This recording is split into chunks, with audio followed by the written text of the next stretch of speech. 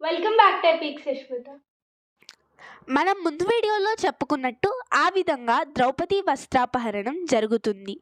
అయితే అసలు ధృతరాష్ట్రుడు ద్రౌపదికి వరాన్ని ఇచ్చిందే పంచపాండవుల ప్రతిజ్ఞలను చూసి.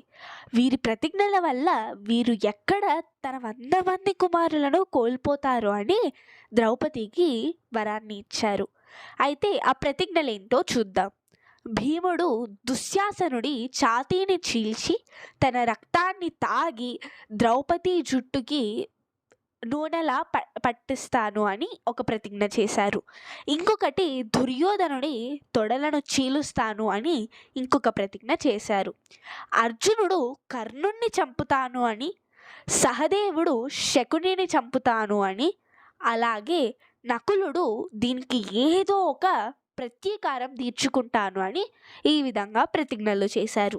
ఈ ప్రతిజ్ఞలను చూసి తన 100 మంది కుమారులను కోల్పోతాను ఏమో అనుకొని ధృతరాష్ట్రుడు ద్రౌపదికి వరాన్ని ఇచ్చారు. అయితే దీని తర్వాత నెక్స్ట్ వీడియోలో మనం ద్రౌపది వస్త్రాపహరణానికి కారణాలు, అలాగే ఆమెకి వస్త్రాపహరణం కాకుండా కాపాడిన కొన్ని కారణాలు చెప్పుకుందాం. ఇలాంటి మరిన్ని వీడియోస్ కావాలి అంటే please like, share and subscribe. Thank you.